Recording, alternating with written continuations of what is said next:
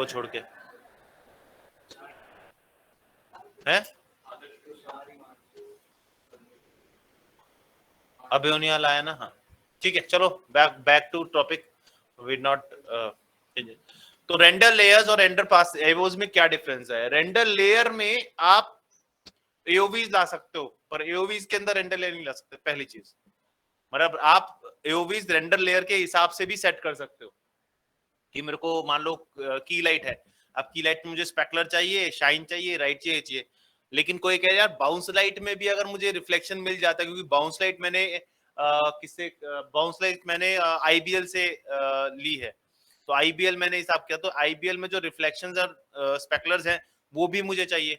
वैसे बता दूं कि बाउंस लाइट में आप रिफ्लेक्शंस और स्पेकलर्स नहीं पाते, लेकिन हाँ रिफ्लेक्शंस पा सकते हो, स्पेकलर नहीं आता, तो वो भी आप ले सकते हो। तो वहां पे आपके पास बहुत ज्यादा फ्लेक्सिबिलिटी आ जाती है रेंडर लेयर पासेस में। एओवीज में ऐसा नहीं है, AOVs only determines the property of object. Object की कोई भी प्रॉपर्टी, ऑब्जेक्ट पे लाइट पड़ रही है, नहीं पड़ रही है, फिल लाइट है, बाउंस लाइट है, की लाइट है, रिम लाइट नहीं होगी यार, की लाइट है, डायरेक्ट लाइट जिसे हम कहते हैं, उसमें दो ही है, या तो डायरेक्ट लाइट है या फाइनल गैदर लाइट है, ग्लोबल इल्यूमिनेशन लाइट है, या उसमें शाइन है, ओपेसिटी है, रिफ्लेक्शन है, नॉर्मल है, जी डेप है, आईडी पास है। ये जितने भी पासेस मैं अभी बोल रहा हूं, ये सारे पासेस एओवीज के थ्रू मिल सकते हैं, किसके थ्रू नहीं मिल सकते?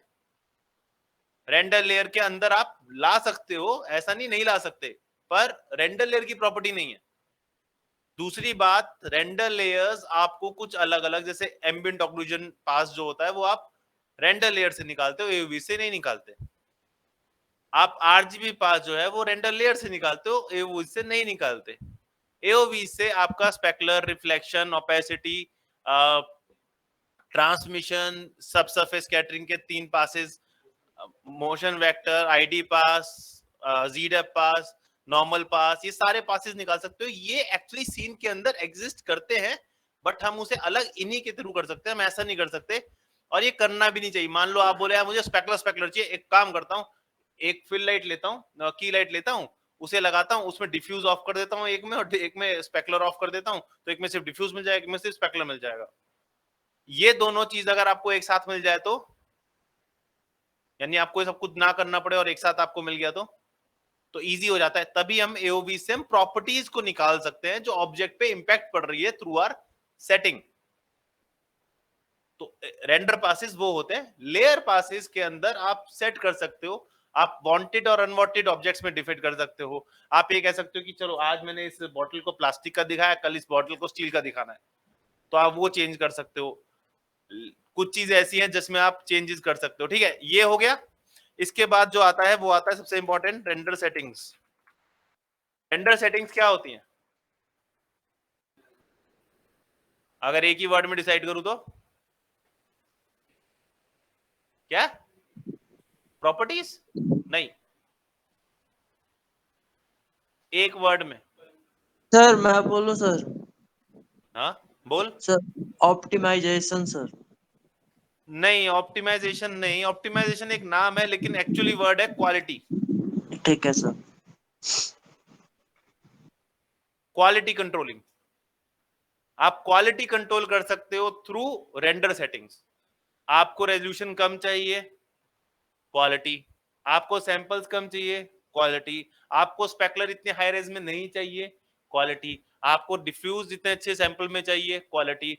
आपको ट्रिपल एस शेडर को नहीं कैलकुलेट करवाना, क्वालिटी। आपको नहीं करना वो स्पेकुलर चाहिए नहीं चाहिए, रिफ्लेक्शन, सब आप कहां यूज कर सकते हो? रेंडर सेटिंग्स में। तो रेंडर सेटिंग आपकी क्वालिटी को इंक्रीज करता है। वैसे तो अगर आपने घटिया लाइटिंग करी है तो उसमें क्वालिटी भी कुछ नहीं कर सकती, लेकिन आपकी इमेज की क्वालिटी डिपेंड ये करती है, इमेज की क्वालिटी पे डिपेंड करती है, आपकी क्वालिटी पे नहीं। वो आपको खुद ही निकलवानी पड़ेगी। तो रेंडर सेटिंग्स करने के, और दूसरी बात, रेंडर सेटिंग सिर्फ इसलिए नहीं होती, रेंडर सेटिंग इसलिए भी होती है कि आप ये देख सकते हो कि आप कितने फ्रेम बाय फ्रेम पर रेंडर कर रहे हो, वो भी रेंडर सेटिंग्स के अंदर ही आता है कि कितने फ्रेम पर सेकंड पे कर रहे हो, क्या रेजोल्यूशन होगा, क्योंकि सीजी लाइव मर्ज में रेंडर फ्रेम पर सेकंड और कितना रेजोल्यूशन है कहां काउंट होगा?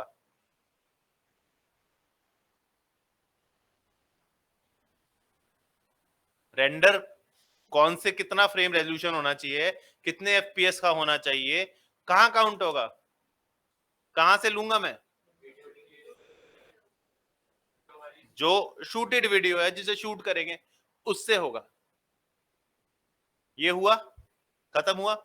इसके बाद क्या होगा, लिखना जरूरी है। रेंडर हुआ,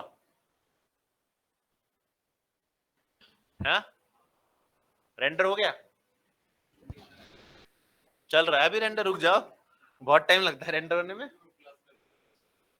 नहीं भाई अभी होगी, अभी देख, अब सुपर फास्ट कंप्यूटर है अभी इसमें। ने 3 फिल्में तो ट्रांसफॉर्मर्स की इसमें निकाली हमने। हाँ? नासा वाले आए थे भाई, मार्स की पिक्चर दे दो, हमारे में थोड़ी कम रेजोल्यूशन की है, यहीं से निकाल के दी मैंने। ओके, रेंडर्स खत्म होने के बाद अब आप अपना कहां एक्सपोर्ट करोगे सारी चीजें, लेकिन इसमें रेंडर सेटिंग्स में एक चीज और चाहिए हमें, वैसे तो जरूरी नहीं है लेकिन बहुत जरूरी होते हैं, जो यूज नहीं करते लोग।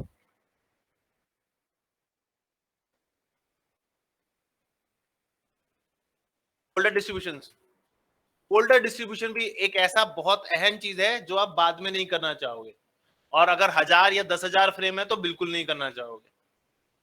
फोल्डर डिस्ट्रीब्यूशन मतलब हर पासिस को अपना एक लक्ष्य मिले, अगर मैंने ये पास निकाला है तो ये इस फोल्डर में जाना चाहिए, उसकी डायरेक्शन आपको सेट करनी पड़ेगी विद इन रेंडर सेटिंग। अगर ये चीज आप रेंडर सेटिंग में नहीं करते हो तो क्या होगा,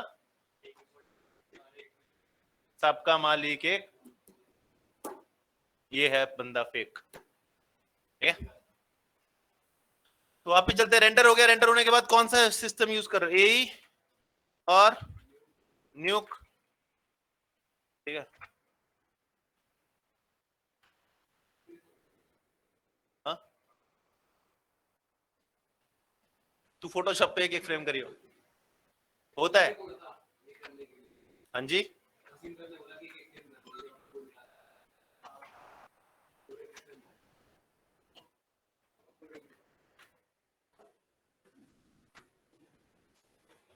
अरे वो किसी और चीज के लिए बोला था यार, क्या बोला था,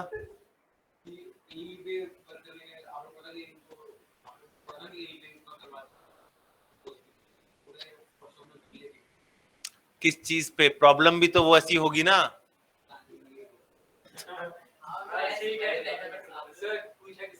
ये बात भी, इसे बाद में मारियो। तो आपके पास ये सॉफ्टवेयर हैं जिसमें सबसे महंगी मशीन स्मोक है, सबसे महंगी, इसका डुप्लीकेट भी नहीं बन पाया, डाविंची रिजॉल्व में कर सकते हो ऐसे, हाँ क्योंकि इसका सॉफ्टवेयर नहीं आता है, इसकी मशीन आती है। ले लेना, उठा लेना, देखते हैं एप्पल की है, एफसीपी है, एफसीपी उठा सकते हो। हाँ, फुल फॉर्म क्या है, अरे लड़के को याद है, ठीक है, लेकिन एडिटिंग के लिए, प्रॉपर एडिटिंग के लिए आपको प्रॉपर मशीन चाहिए होगी। स्मोक की मशीन अलग होती है, स्मोक की मशीन आपकी कलर ग्रेडिंग के काम आती है, एक्चुअली कलर ग्रेडिंग उसी में होती है। अगर आप फिल्म की बात करोगे ना, फिल्म की कलर ग्रेडिंग स्मोक से होती है, तो उसमें pixel by pixel colour change कर सकते हो, पिक्सलेशन पे काम करती है वो। चलो कोई नहीं, ए और न्यूक पे ले गए क्योंकि इससे ज्यादा तुम्हारा अभी स्टैंडर्ड बना नहीं है। क्यों नहीं बनेगा, जब कंपनी बोलेगी कि हम कलर ग्रेडिंग या कलर कॉम्पोजिटर बन रहे हो, हम सिर्फ एफसीपी पे करते हैं और आपका काम अच्छा है, हम आपको सिखाएंगे, नहीं, सर ने कहा है न्यूक और एई से आगे तुम्हारा स्टैंडर्ड नहीं है, नहीं, हाँ इसकी रिकॉर्डिंग नहीं है ना, गुड, बोलेगा ठीक है राहुल सर के यहाँ नौकरी करो, ओके बस ठीक है, खत्म करें, नहीं डिस्कशन,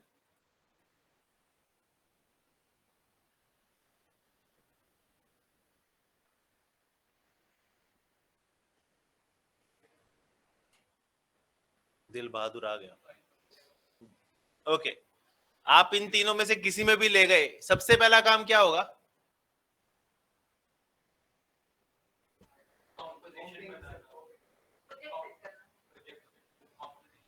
इससे भी पहले एक चीज चलती आ रही है जो ऊपर नहीं थी, जब हमने 3D शुरू किया था उससे भी पहले, क्योंकि जब शूट हो गया था तो शूट होकर हमारे पास फुटेज आ चुकी थी। अब फुटेज आ चुकी थी, सब कुछ 3D पे चल रहा था, तो ये 21 पॉइंट नहीं है, ये एक्चुअली पॉइंट है, वापस ऊपर चला जाएगा, यानी कि यहां पे आ जाएगा, यानी कि अब दोबारा स्टार्ट हो गया पॉइंट नंबर 12। अबे सॉरी, महान अब बेवकूफ बोलना बंद। मैं ना अपने घर में एक चीज बोलता हूं कि पागलों का इलाज मुमकिन है, बेवकूफों का नहीं। उनका इलाज भी नहीं कर सकते, डॉक्टर भी हार मान जाते हैं। नहीं, ओम गुप्ता की नहीं, द ओम गुप्ता, द ओमपुरी को जानता है क्या? है वो ओम पूरी था तो ओम नान बन जाता। चलो ओके, हम 12वीं पे चल रहे हैं। 12वां पे क्यों जा रहे हैं? क्योंकि अभी क्या है, हम एक टॉपिक का काम कर रहे थे, लेकिन दूसरा एक विंग खाली है जिसको कहते हैं post production part 2। Post production part 2 में क्या हो रहा होगा ट्रैकिंग के बाद?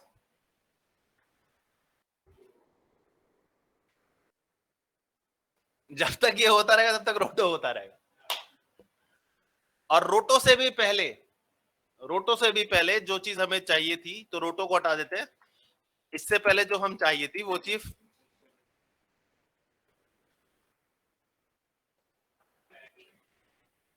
Photoshop mat painting. ये क्या है एक्चुअली, कोई बताएगा फोटोशॉप मैट पेंटिंग क्या है?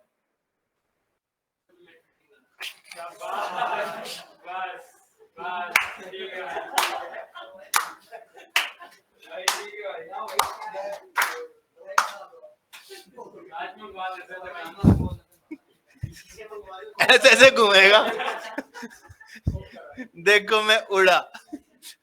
ओके ठीक है, तुझे पता है कौन सी दवाई की बात कर रहा था? और वो भी 2 डोज।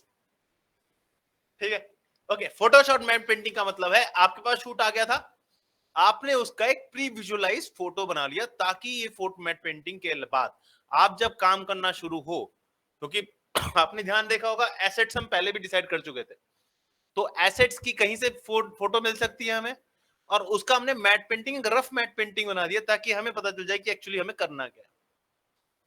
ठीक है, उसे किस तरीके से कलर सेटअप, क्योंकि मैट पेंटिंग का सबसे अच्छा तरीका ये होता है, उससे हम लाइटिंग कलर पहले से ही एक फ्रेम के अंदर डिसाइड कर सकते हैं, हमें पूरा का पूरा सेटअप क्रिएट, क्योंकि इसके बाद जो रेंडर के बाद अगर बात होगी तो आप समझ लेना आपके पास अगर हमारा जो चलेगा 5 से 6 टीबी का डेटा होगा, रेंडर्स, ओनली रेंडर्स, और लाइट से अलग कर दोगे तो और बुरे।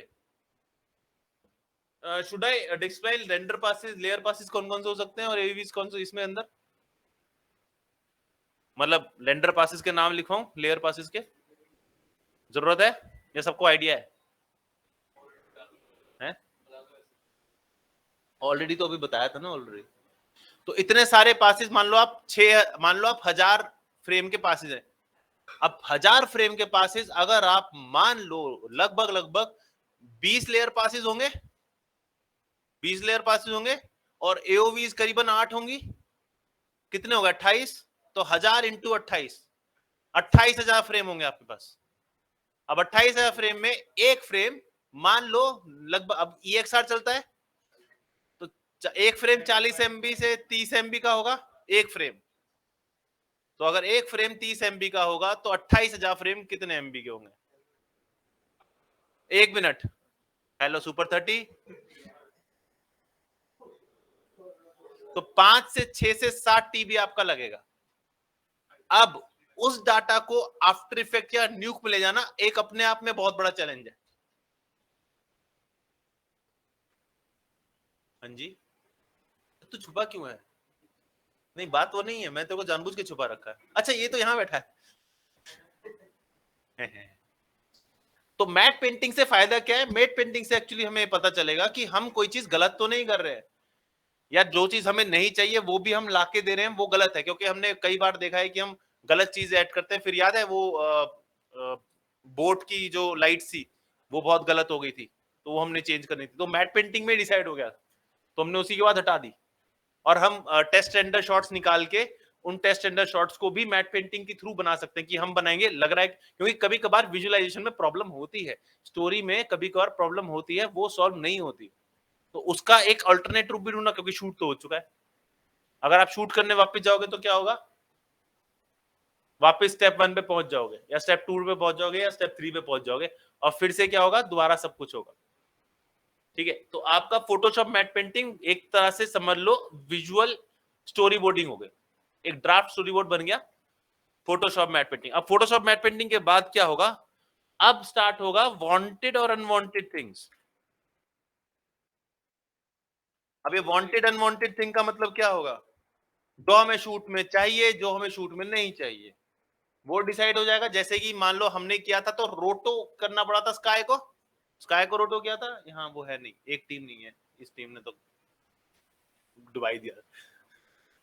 रोटो में क्या हुआ था, हमें स्काई नहीं चाहिए था, सबसे पहले हमने स्काई बदलवाया था, तो हमने कहां डिसाइड किया था स्काई बदलेगा, मैट पेंटिंग के अंदर। मैट पेंट बदलते ही हमें समझ आ गया था स्काई उठाना है, हमें भी समझ आ गया था कहां कहां हमने पोल लगाने लाइटिंग के लिए, कहां कहां हमें लाइट चाहिए, कहां हमें लाइट्स नहीं चाहिए, दिए कहां लगेंगे, किस तरीके के लगेंगे, कैसे लगेंगे, सब कर दिया था। समझ आया था। तो ये आपका वांटेड और अनवांटेड थिंग है। इसके बाद शुरू होगा, अब होगा रोटो। रोटोस्कोपी क्या होता है, रोटोस्कोपी वहां होता है जहां पे क्रोमा नहीं होता है।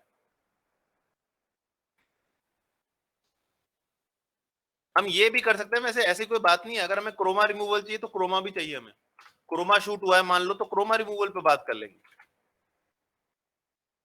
इसके बारे में इंफॉर्मेशन दोबारा देता हूं, रोटोस्कोपी क्या होता है, तनिष बताएगा।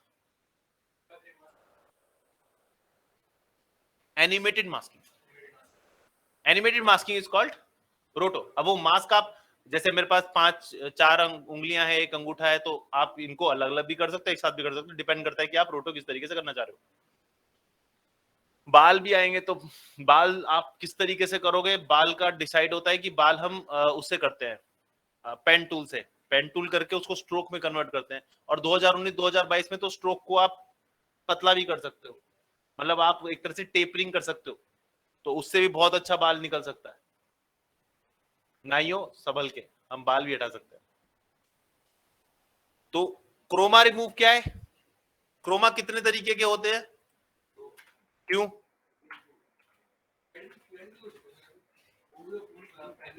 मैंने इसीलिए पूछा है ना ये क्वेश्चन, ये बताने के लिए क्यों होते हैं, क्रोमा क्यों होता है, क्रोमा करते क्यों है, स्टोर के लिए, सीजी एलिमेंट ऐड नहीं करना मैं,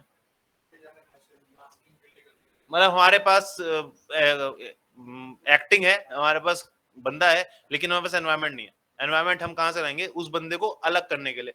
और रोटो से आसान होता है, लेकिन रोटो से ज्यादा सरदर्द होती है इसमें।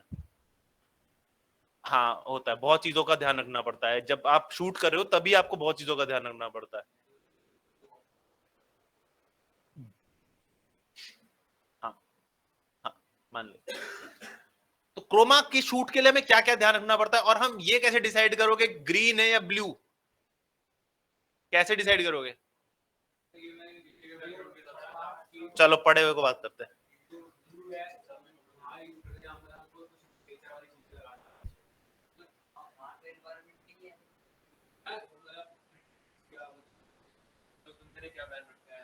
नहीं, नहीं, नहीं, नहीं, ये बताएगा, ये जानकार यहाँ बैठा, अरे हमारे पास एक्सपर्ट बंदा है।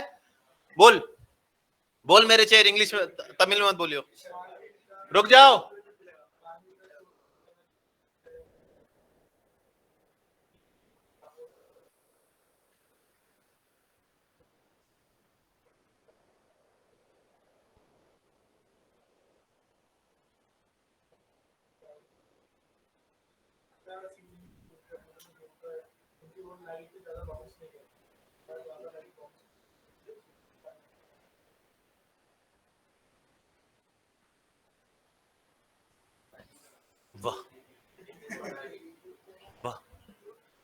म्यूजिक।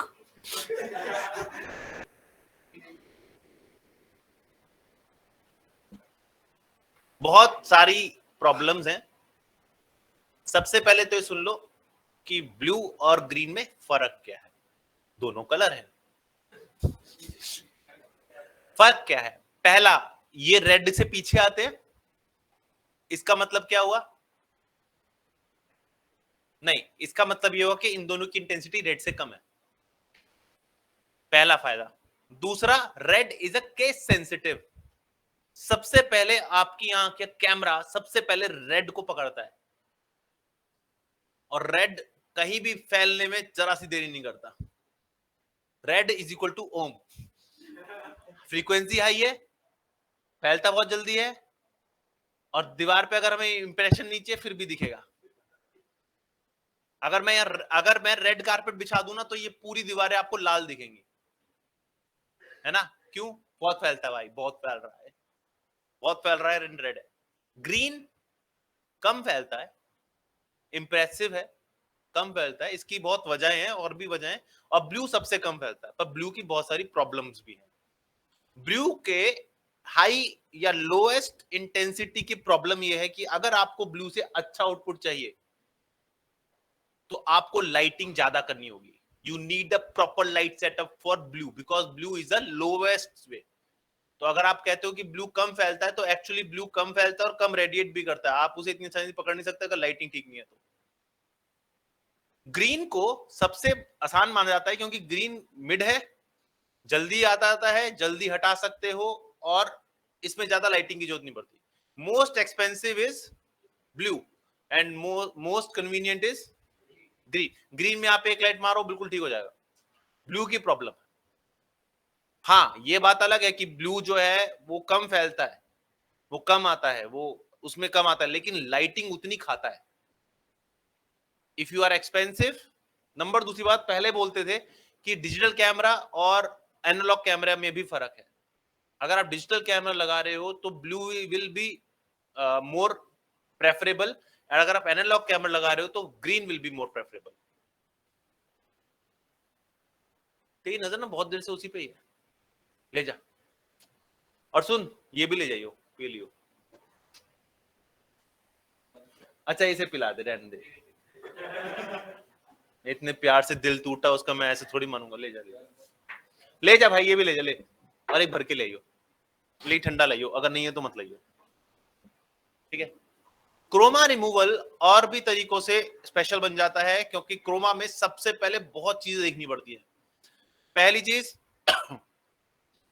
सिल्वरटे नहीं आनी चाहिए, इवन कलर टोन होना चाहिए। कम से कम उस ऑब्जेक्ट को, जो ऑब्जेक्ट आपको निकालना है, उसके आसपास का इवन कलर टोन होना चाहिए। ऐसा नहीं है कि आपने सिल्वरटे विल्वरटे लिया और बोले हो जाएगा, वहां फंस जाओगे। क्योंकि एक्चुअल जब हम क्रोमा रिमूव करते हैं, कोई भी करते हैं, वो सिंगल एंटिटी कलर लेता है। यानी कि अगर वो आप ग्रीन और डार्क ग्रीन, यानी कि अपने सिल्वर्ट कर दी तो वहां डार्क ग्रीन आ गया, उसको करोगे मिड टोन आ गया, आप मिड टोन पकड़ोगे तो मिड टोन ले लेगा, हाईलाइट ले लेगा, डार्कनेस मार देगा, शेडो मार देगा।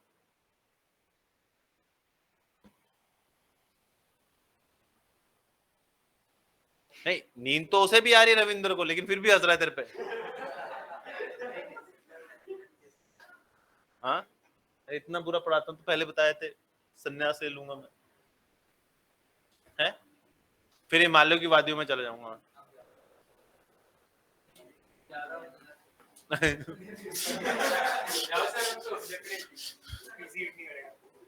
पांडव गए थे हिमालय की यात्रा पे, एक एक करके मरते चले गए थे। मुझे लग रहा है एम क्या होगा साथ में।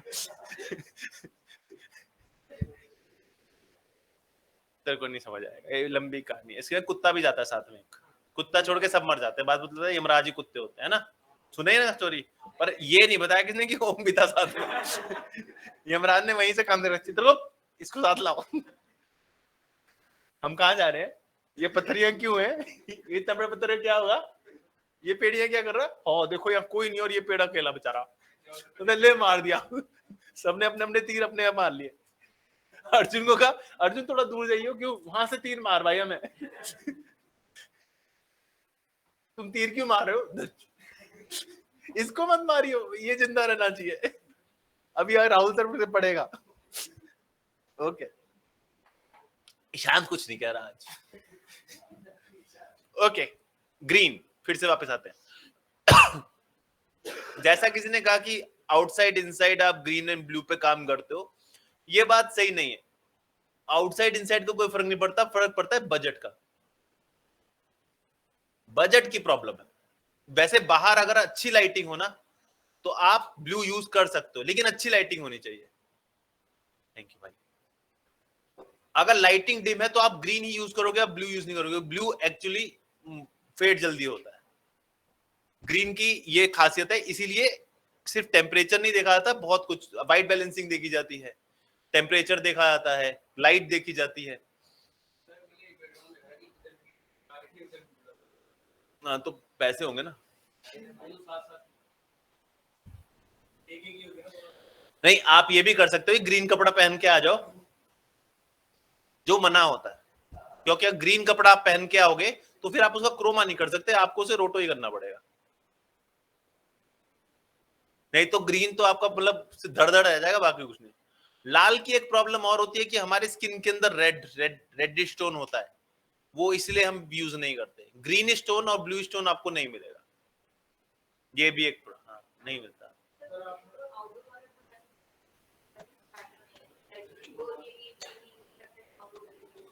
किसने कहा है?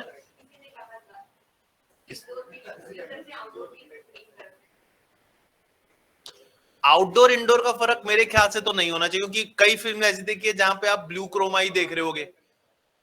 लेकिन एक चीज याद रखना, वो ब्लू क्रोमा आप देखोगे तो बहुत सनी डे होगा, वो शेडी डे नहीं होगा। शेडी डे होगा तो ब्लू ग्रीन स्टार्ट हो जाएगा।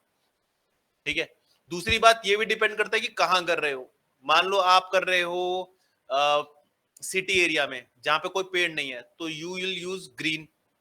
और अगर सिटी एरिया नहीं है और आसपास पेड़ बहुत है तो आप यूज करोगे ब्लू, नहीं तो वो फिर अट्रैक्ट करेगा। कर सकते हो बहुत चीजें देखने को यार, एक चीज नहीं दिखी जाती, बहुत सारी चीजें दिखाती है। अगर हल्की चीज बोलोगे तो बहुत सारी। ज्यादातर ये चीज है कि आपको ब्लू को इवनली लिट करने के लिए बहुत ज्यादा लाइट्स की जरूरत पड़ती है, और बहुत इवन लाइट्स की जरूरत पड़ती है। मतलब अगर मान लो आपका क्रोमा में ना, मतलब ग्रीन क्रोमा आपका 2 लाइट्स में कंप्लीट हो जाएगा, लेकिन अगर मैं ब्लू क्रोमा की बात करूं तो करीबन करीबन 15 या 10 या 8 लाइट लगेंगी, वो भी चारों तरफ से, तब जाके वो लिट होगा ठीक से। अब इस पे मशीन्स की भी प्रॉब्लम है, आप मशीन कौन सी यूज कर रहे हो। अगर आप डिजिटल कैमरा यूज कर रहे हो, it's case sensitive to blue. और अगर आप ब्लू उसके ग्रीन की कर रहे हो तो analogue is good for green.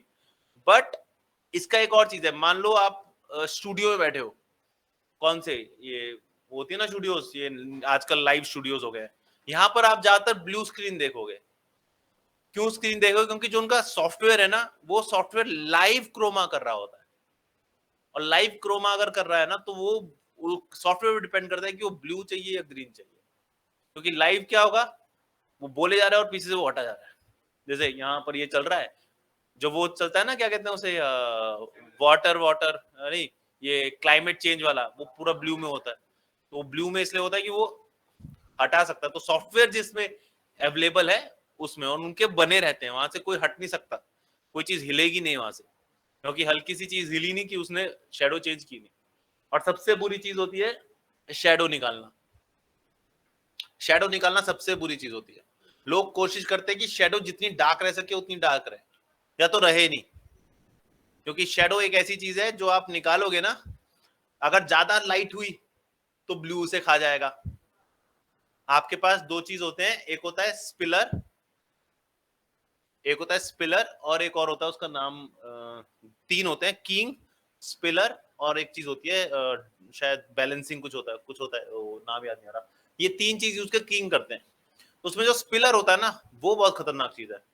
स्पिलर अच्छी चीज भी है, क्योंकि स्पिलर क्या करता है, आपके पूरे शरीर पे जहां पर भी ग्रीन स्पिल हो रखा है, जैसे वो कहते हैं ना बाउंस लाइट क्रिएट होती है, तो बाउंस से हल्का तो आता ही है, वो क्या कहते हैं उसे, ब्लीड तो होता ही है कलर। जो कलर ब्लीडिंग हटाने के लिए स्पिलर यूज करते हैं।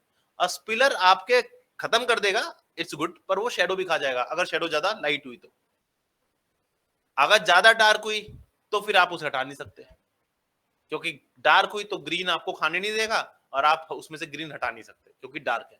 तो कम से कम मिड होना चाहिए, इसीलिए लाइटिंग का बहुत रोल है क्रोमा के लिए। चाहे वो एनवायरमेंट पे हो रही हो, ऑब्जेक्ट पे हो रही हो, या फिर क्रोमा पे हो रही हो। और क्रोमा ये भी होता है कि कितना डिस्टेंस पे रहना है, आपको क्रोमा के कितने डिस्टेंस पे रहना है। ज्यादा पास हुए तो आपको पूरा रंग ऐसे घेर लेगा, ज्यादा दूर हुए तो आप हो सकता है कि आप स्क्रीन से बाहर चले जाओ। तो ये बहुत बड़ा चीज है। दूसरी चीज जो क्रोमा में बहुत इंपॉर्टेंट चीज है, स्लो मूवमेंट्स। ये बहुत जरूरी होता है कि आप ऐसे मूवमेंट्स करें, ऐसी चीज करें जहां पे कैमरा आपको ब्लर नहीं करे। जहां कैमरा ब्लर हुआ नहीं वहां पे आप मरे नहीं। लेट्स सपोज मेरे पीछे क्रोमा है, ठीक है, chroma is made up of green, ठीक है, और मैं ऐसे एकदम से ले गया हाथ, कैमरे में क्या दिखेगा? ब्लर नहीं दिखेगा, it converts the image into pixels. और पिक्सेल्स में जब आप किसी चीज को कन्वर्ट करते हो तो it has gaps, and gaps will be filled by green और ब्लू। तो जब आप उसे हटाने लगोगे तो क्या होगा? पिक्सेल्स कौन खा जाएगा आपके? तो एक तरह से आप ऐसे नहीं कर रहे हो आप अपने हाथ गायब कर रहे हो, तो हाथ दिखेगा ही नहीं। जब तक वो ब्लर है तब तक नहीं दिखेगा। हाँ, स्लो, स्लो मतलब मीडियम मूवमेंट।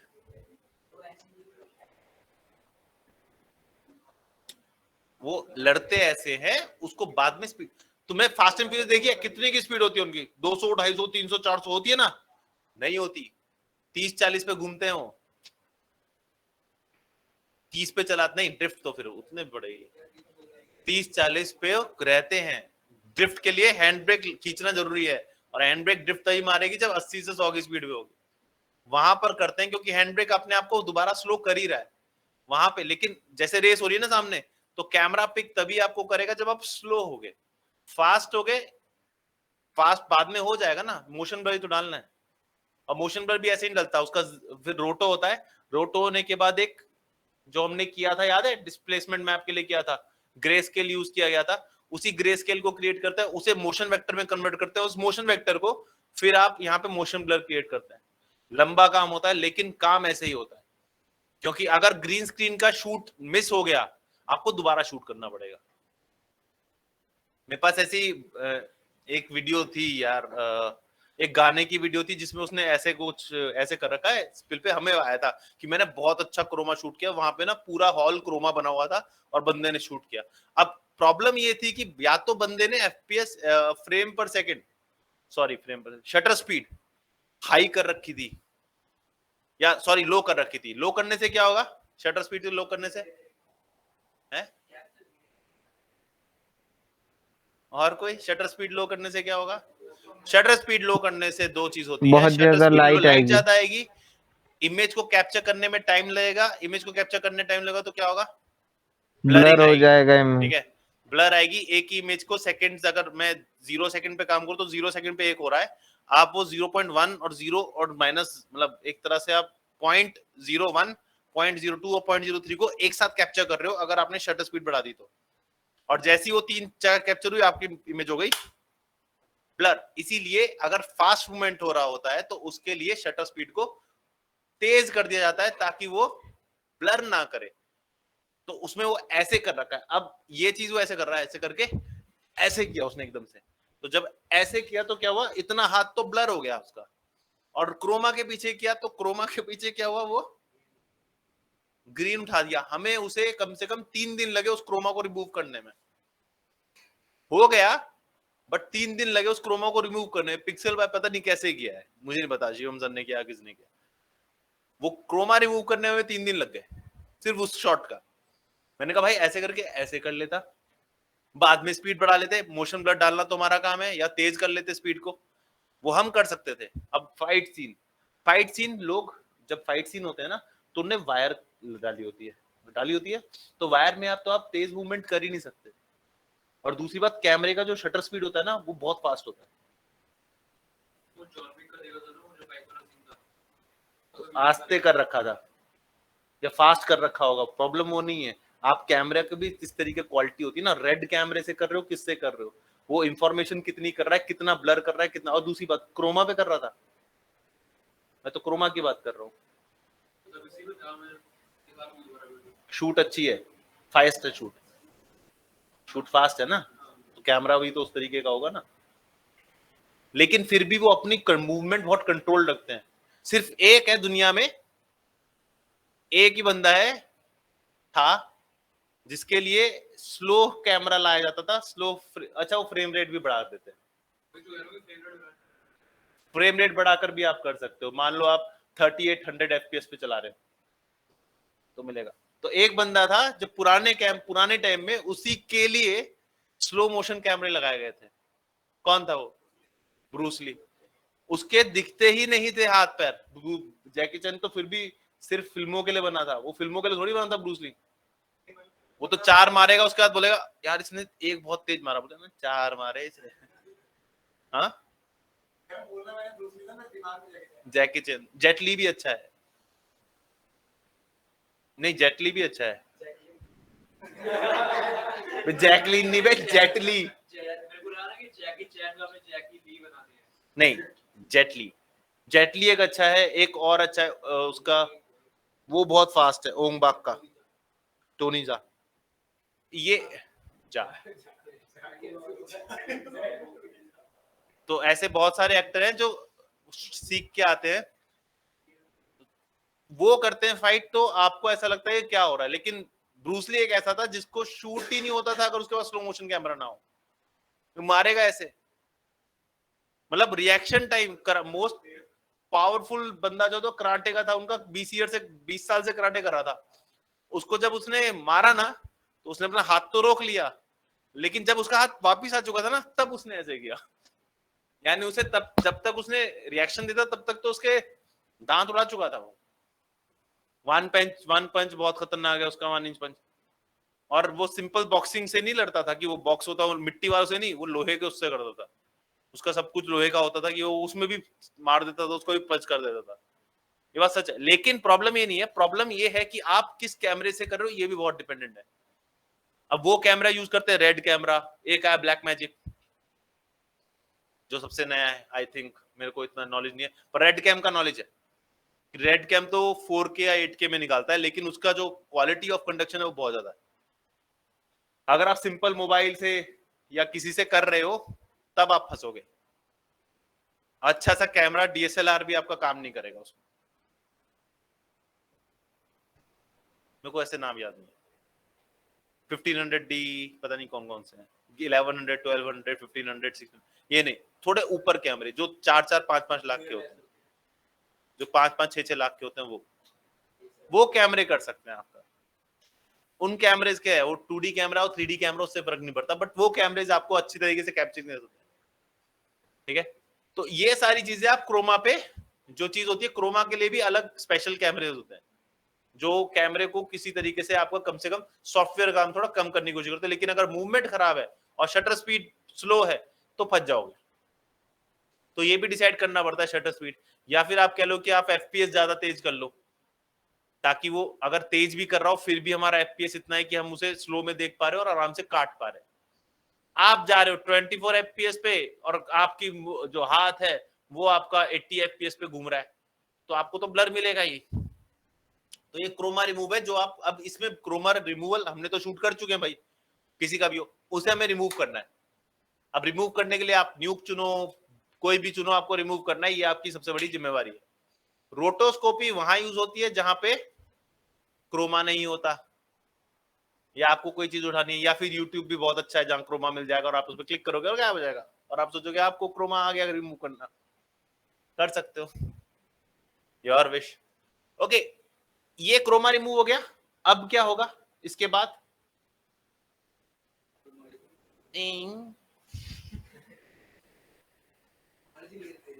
नहीं, मर्ज करके नहीं दे रहा मैं। अब क्या है, अब आपको हिसाब से, जो हमारा हिसाब चल रहा है उसमें सबसे पहले वो चीज ऐड करनी होगी जो 2D अवेलेबल है, जैसे कि 2D मर्ज, जैसे कि वीडियो उड़ानी है तो आप वो क्रोमा से उठा के कहीं से वीडियोस मर्ज पहले होंगी, या फिर आप ये कह लो कि मेरे को उसको पहले दोबारा से 3D कैमरा ट्रैक करना पड़ेगा, फॉर सिग्नेचर करने कहीं पर, या ऐसी चीज जो वहां अवेलेबल नहीं है लेकिन आपको दिखानी है थोड़ी बहुत, जैसे सिग्नेचर कर सकते हो जो आप 3D में नहीं कर पाए, ठीक है, वो आप यहाँ पे ये कर सकते हो 2D मर्ज। ये क्यों फायदा है, क्योंकि एक बार मर्ज हो गए ना ये बहुत इजीली मर्ज हो, 2D मर्ज इजी मर्ज हो जाता है। क्यों इजी मर्ज होता है, क्योंकि इसमें लाइटिंग नहीं देखनी पड़ती इतना, और ये बहुत छोटी छोटी चीजें आपको करनी, जैसे, और हमेशा मर्ज भी इसी तरीके से करनी होती है, इसमें चेन ना करना पड़े। जैसे चिड़िया उड़ रही है दूर, हेलीकॉप्टर उड़ रहा है दूर, ये अब कर चुके हैं, आ चुका है, ठीक है, वो दूर है। कभी कभार आपको लोगों को भी क्रोमा करके, जो कहीं से क्रोमा मिल सकता है, जो आपने क्रोमा किया कहीं पे उसे वापस लगाया, तो वो भी आपको मर्जिंग में कहलाएगा। वो पहले करना होता है, क्योंकि एक बार 3D ऑब्जेक्ट आ जाए ना, तो वहां पे फिर हमें ये देखना पड़ता है कहीं ये 3D ऑब्जेक्ट के आगे तो नहीं आ रहा, वहां पे लेयरिंग की प्रॉब्लम होती है। लेकिन 2D मर्ज पहले कर दो। टैटू लगाने हैं, टी शर्ट पे आपको कुछ और दिखाना है, ये आप 3D में नहीं कर रहे हो, ये आप 2D में ही कर रहे हो, चाहे वो ट्रैकिंग हो चाहे कैसे भी हो, 2D ट्रैक करके 3D ट्रैक करके आपने ही कर दिया। ये पोस्टर लगाना है, पोस्टर लगाने के लिए आप 3D में जाके पोस्टर लगा के फ्रीज लगा के करोगे, जबकि आप वहां पे चुपचाप जाके पोस्टर लगा सकते हो, उसे 3D ट्रैक करके कर सकते हो इजीली है। नल नोड क्रिएट, फोटोशॉप खत्म। तो वो आप 3D में क्यों ले, 3D में वैसे ही इतना टाइम लग रहा है, अभी तक देखो इतना टाइम हो गया लेकिन 3D के रेंडर नहीं निकले, नहीं निकले ना, कहां से चल रही है, ठीक है। अब दूसरा चैलेंज होता है इंपोर्टिंग का, importing 3D renders into,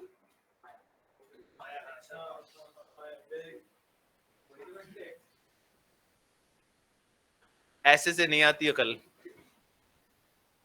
importing 3D renders, अब 3D रेंडर इंपोर्टिंग का क्या करना है, आपको दो तरीके से। 3D रेंडर्स, पहली बार 3D आया है, हाँ सही कह रहा है। 3D रेंडर्स को कैसे इंपोर्ट करना है वो डिपेंड करता है, जब आप एक साथ सारा इंपोर्ट करके देख लेते हो कि रुक रही है कि नहीं रुक रही।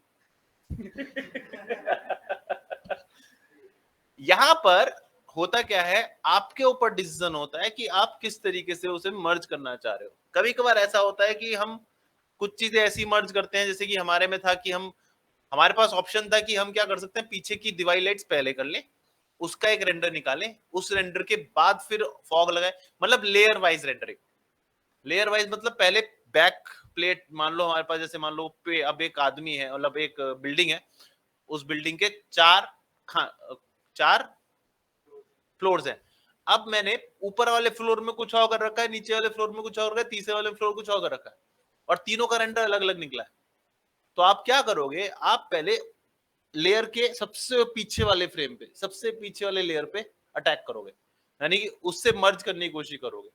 उसके बाद फिर सेकंड फ्लोर, थर्ड फ्लोर पे आओगे, फिर सेकंड फ्लोर पे आओगे, फिर फर्स्ट फ्लोर पे आओगे। इससे आपका टाइम नहीं, इससे आप बच जाते हो, आपकी फाइल बच जाती है।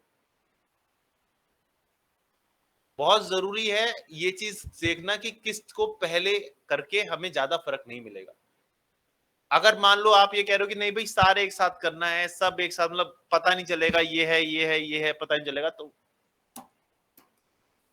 उसके बाद ये तुम्हारे कंप्यूटर के लिए है, मेरे लिए नहीं है, ये तुम्हारे कंप्यूटर के लिए है। ये अगर तुम्हें समझ आ गया ना कि किस तरीके से इंपोर्ट करके हम पार्ट वाइज इंपोर्ट करके कर सकते हैं, तो बच जाओगे बहुत जगह पे। जिसमें सबसे पहला है आपकी फाइल करप्ट हो सकती है, फाइल खुलेगी ही नहीं। और अगर आप सोचो 28,000 फ्रेम आप उसमें इंपोर्ट कर रहे हो, 28,000 हुए थे ना हमारे, 28,000 फ्रेम इंपोर्ट कर रहे हो, पहले तो इंपोर्टिंग में टाइम लगेगा, चलो हो भी गया, क्वार्टर से भी नीचे कोई होता है तो उसमें देखना पड़ेगा,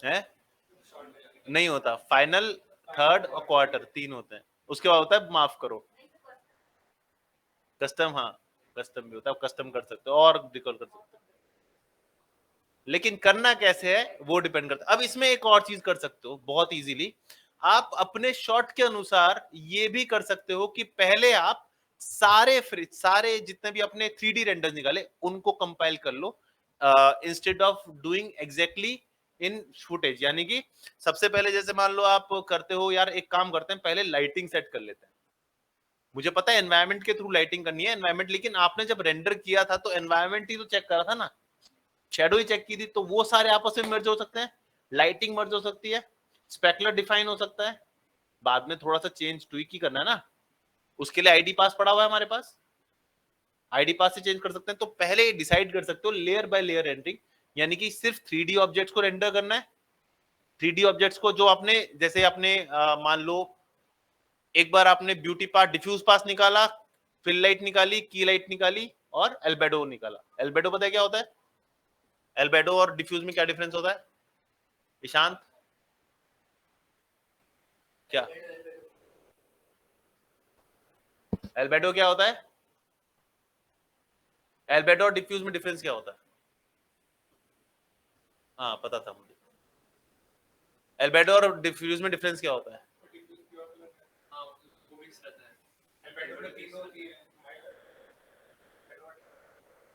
उल्टा बोल गए भाई। एल्बेडो एक्चुअली आपको प्योर कलर दिखाता है, रिफ्लेक्शन, रिफ्रैक्शन, ट्रांस ओपेसिटी और आप ओपेसिटी, स्पेकुलर, ट्रांसमिशन, रिफ्लेक्शन और आपका डिफ्यूज मतलब एल्बेडो, इन तीनों के एल्बेडो पासेस अगर आप निकालोगे डिफ्यूज के तो आपको प्योर कलर मिलेगा विदाउट एनी हाइलाइट्स और विदाउट एनी शेडोज। डिफ्यूज में आपको हाईलाइट, मिड टोन, शेडो तीनों मिलेंगे। कलर वेरिएशंस मैं नहीं कह रहा शेडो वो वाली शेडो नहीं, कलर में शेडो वेरिएशंस मिल जाएंगे, इसमें नहीं मिलते। ये बहुत प्योर, एक तरह से प्योर फॉर्म एल्बेडो का होता है। कोई लोग कहते हैं डिफ्यूज को एल्बेडो कहते हैं, नहीं डिफ्यूज को एल्बेडो नहीं कहते, गलती से भी सोच मत लेना। Albedo is a different thing and diffuse is different thing.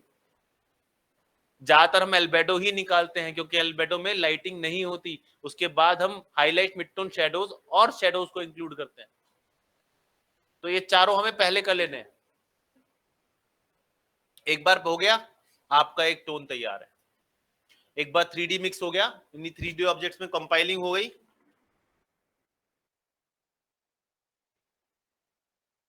3D compiling हो गई।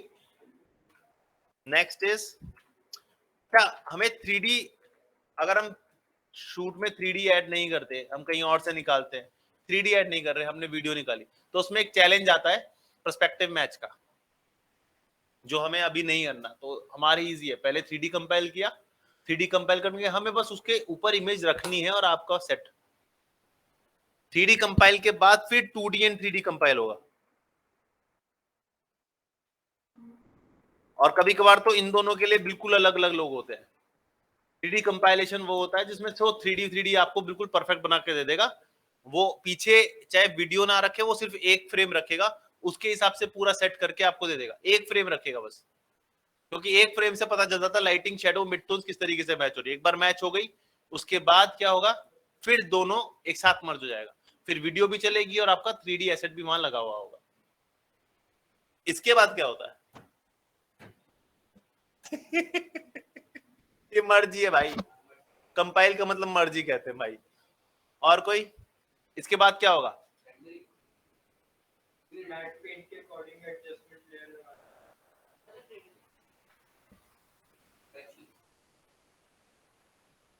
करेक्शंस तेरे में निकल सकती, हाँ कलर करेक्शंस होती है, ऐसा नहीं है कि 3D में हमने कर दिया तो कलर करेक्शंस नहीं होती, लेकिन हम पहले ही सेट कर लेते हैं, वो रेंडर होने से पहले हम टेस्ट पासेस निकाल के चेक कर चुके होते हैं। हम ऐसे नहीं कर सकते रेंडर, अगर रेंडर करोगे मान लो 4 दिन लगे, 4 दिन और लगेंगे फिर रेंडर होने में, पागल हो रखा है तू।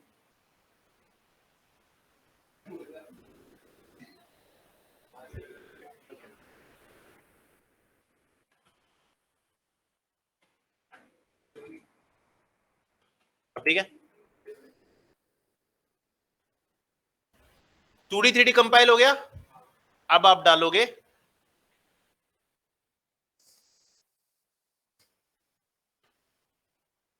इफेक्ट्स, धूल, मिट्टी, पार्टिकल्स, बिजली, पानी, जो मर्जी इफेक्ट डालना हो वो इफेक्ट। यहाँ हर चीज हम 3D में नहीं बना सकते ना।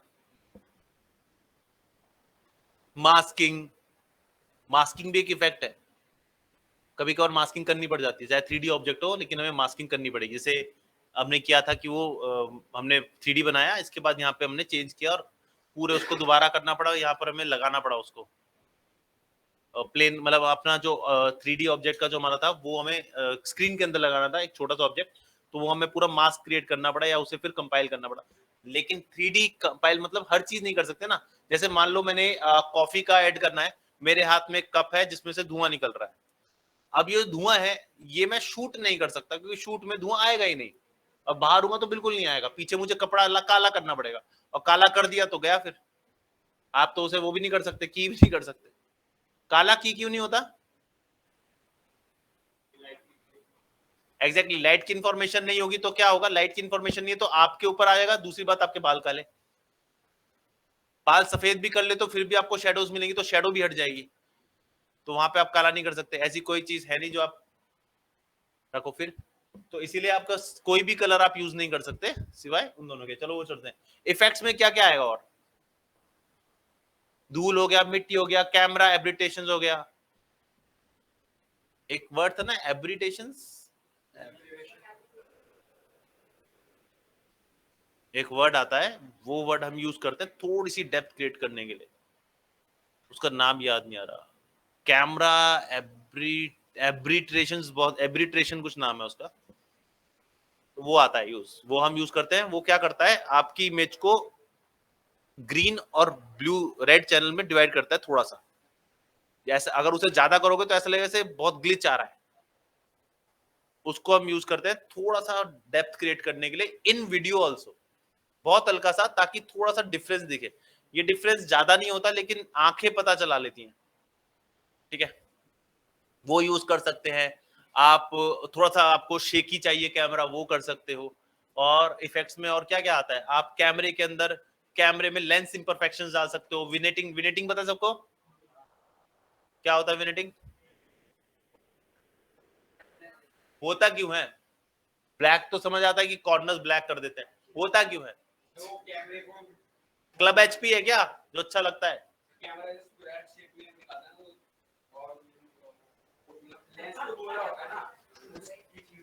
हाँ, लेंस गोल होता है, और कैमरा जो होता है जब आप फिल्म शूट करते हो तो स्क्वायर या रेक्टेंगल या स्क्वायरिश में आता है।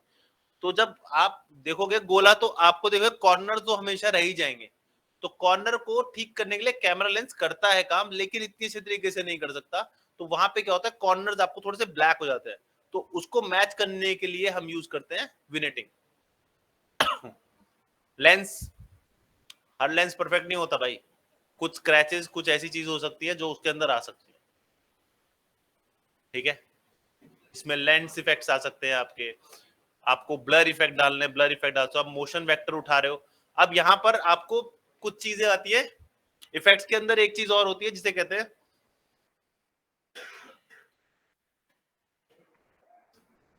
Effects with passes. हमने कुछ पासेस निकाले थे पिछले, कौन कौन से?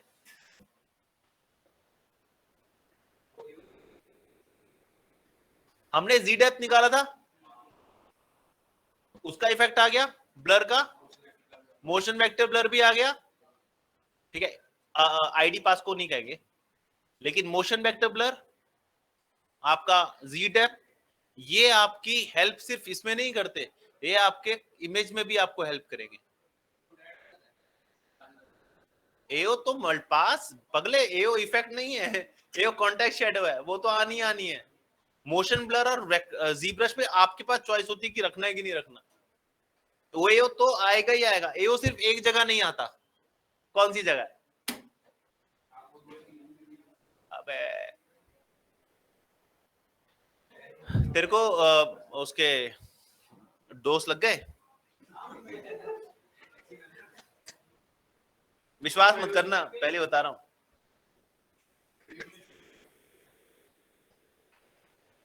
रेबीज, ये कौन बोला बे? अच्छा उधर ही बोला, ठीक है। मुझे बताओ ना, तुम्हारे पास एक है, मैंने कुछ एक क्वेश्चन पूछा था अभी अभी। एओ कहां पे, जहां पे आना चाहिए, ऐसा नहीं कह रहा कि भाई ऑब्जेक्ट बहुत दूर है और उसकी शैडो नहीं बन रही तो शैडो क्यों बनाएंगे, that is a irrelevant question. The question is contact हो रहा है लेकिन कांटेक्ट शैडो नहीं बनेगी।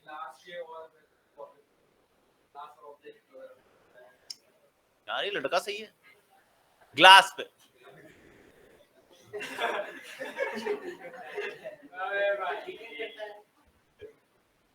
ये मैजिशियन नहीं बन सकता, रात जल्दी खो देता है। एक्चुअली ये सही कह रहा है, ग्लास एक ऐसी चीज है, मिरर नहीं, ग्लास, मिरर एक अलग चीज है। ग्लास एक ऐसी चीज है जिसका एओ नहीं बनता। अगर आप इंटीरियर पे काम कर रहे हो तो वहां ग्लासेस आपको हटाने पड़ेंगे। ग्लास का एओ नहीं बन सकता क्योंकि ग्लास में लाइट रुकती ही नहीं है, लाइट पास हो जाती है। लाइट जब टकरा के वापस आती है तभी एओ क्रिएट होगा, इसलिए ग्लास का रेंडर अलग निकलता है।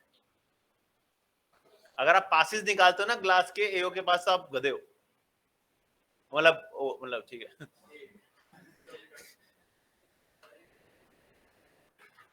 इफेक्ट विद पासेस, जो हम पासेस निकाले ना पीछे वाले, उसके थ्रू इफेक्ट। जैसे मान लो आपने स्पेकुलर पास निकाला, ये शायद वो जानती है पीछे, याद है हमने स्पार्कल इफेक्ट निकाला था स्पेकुलर से। स्पेकुलर पकड़ा था, वॉशाइन था, उसको हमने ह्यू सैचुरेशन से कम किया, एक्सपोजर और गामा करके कम करके सिर्फ हाइलाइट्स निकाल ली, और फिर उन हाइलाइट्स को पकड़ के इफेक्ट को दिया। स्टार था, स्ट्रीक था, स्टार स्ट्रीक इफेक्ट होता है एक, उस पे डाला। तो जहां भी पानी में वो बन रहा था ना, ज्यादा हाइलाइट्स बन रही थी, तो वहां पे हमने थोड़ा स्टार इफेक्ट दिया था। वो इफेक्ट हमने इस तरीके से निकाला था। तो पासेस के थ्रू भी आप ऐसे इफेक्ट्स निकाल सकते हो जहां पर हाईलाइट, मिड टोन, शेडोज सब चीजें अलग होती हैं। ग्लो इफेक्ट अगर आपको देना, अच्छा ग्लो इफेक्ट कहाँ, किस वाली, कौन सा पास है जिससे हम ग्लो इफेक्ट बहुत अच्छे तरीके से दे सकते हैं? ग्लो इफेक्ट मतलब वो वाला ग्लो नहीं, वो ग्लो नहीं कि आप बल्ब है तो चमक रहा है, वो तो इमेसिव है, you are correct. I want type हल्का सा वो जो होता है ना एनवायरनमेंट में ग्लो दिखता है, वो कैसे दे सकते हो? हाँ Bloom, sorry Bloom effect.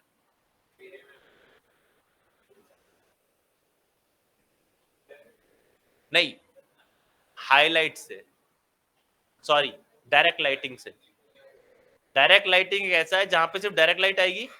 Direct light से आपको वो लाइट मिलेगी जहां पे सबसे ज्यादा लाइट टकरा रही है, और सबसे ज्यादा ब्लूम वही मिलता है जहां पे सबसे ज्यादा सबसे पहले लाइट टकराएगी। तो वहां से आप क्या निकाल सकते हो? Bloom effect. फॉग इफेक्ट, जी डेप्थ, गॉड रेज इफेक्ट, आपको फॉग क्रिएट करना पड़ेगा, वो आप वहीं से निकालोगे। उसी को आप गॉड रेज होता है। सबसे ज्यादा एक्सपेंसिव, अगर रेंडरिंग के पर्सपेक्टिव से सबसे ज्यादा एक्सपेंसिव 3-4 होते हैं, जिसमें से एक ये भी बड़ा अच्छा नाम है इसका, क्योंकि इसको अगर आपने ज्यादा नॉइजी कर दिया तो बहुत ही नॉइजी आ जाएगा, सैंपल घटा दिया नॉइजी आ जाएगा, ज्यादा सैंपल बढ़ा दिया तो बहुत स्मूथ आ जाएगा। और प्रॉब्लम ये नहीं होती कि नॉइजी है, देखो एनवायरनमेंट में जो नॉइस है जो आपकी गॉड रेज में आ रहा है वो पार्टिकल्स के थ्रू आ रहा है, ठीक है। पार्टिकल्स क्या करते हैं, वो एक लय में बहते हैं, या फिर एक लय में बहने के बाद वापस घूम के वो अपना एक चक्र सा बनाते हैं। नॉइस का ऐसा नहीं होता। नॉइस अगर आपको दिख रहा है ना, तो आप कहीं भी घुमाओगे नॉइस आपको ऐसे ऐसे ब्लिटर करते हुए नजर आएगा, अच्छा भी लगता है, लेकिन अगर आपकी इमेज स्टिल है तो बहुत अच्छा लगेगा, आपको बहुत मजा आएगा उसे करने में। लेकिन अगर वो मूविंग है ना, तो आप फंस जाओगे। तो उसके अंदर अगर हम नॉइस देंगे तो हम वो नॉइस आफ्टर इफेक्ट या प्रीमियर प्रो में देने की कोशिश करते हैं, ना कि यहाँ पे, क्योंकि वहां पे हम अपने हिसाब से उसे मोल्ड या अपने हिसाब से उसे मूवमेंट दे सकते हैं या रोटेशन दे सकते हैं, वो अपने हिसाब से, लेकिन इतना अच्छा नहीं दे सकते कि बिल्कुल ओरिजिनल लगे। या तो उसके लिए कुछ लेके आओ, कोई प्लगइन लेके आओ जो इस तरीके से क्रिएट कर सकता हो, जो मूविंग नॉइस क्रिएट कर सकता हो। डस्ट, नॉइस एंड डस्ट होता है ना जो लिखा हुआ, ठीक है। इफेक्ट विद पासेस हो गया, आपका हो गया तैयार, क्या सीजी लाइव मर्ज तैयार हो चुका है। अब क्या करना है? अब करना है colour grading, colour matching. Colour matching का मतलब होता है सिंपल सा, जो कलर आपके एनवायरनमेंट में है उसी तरीके का आपका ऑब्जेक्ट दिखना चाहिए। वैसे ये बहुत इजी हो जाता है क्योंकि हम ऑलरेडी सारा मैच कर चुके हैं, लेकिन फिर भी जो इक्का दुक्का चीज होती है वो इसमें करना होता है। इक्का दुक्का मतलब हल्की हल्की, जैसे मान लो कोई चीज हमें नहीं पता चली, मान लो कलर मैचिंग में ज्यादातर आपका सबसे पहली चीज जो कलर मैचिंग में आनी चाहिए वो आनी चाहिए सैचुरेशन मैचिंग। सैचुरेशन मैच होना चाहिए। अभी सैचुरेशन मैच क्या होता है? नेचर सैचुरेशन डिके सुना है?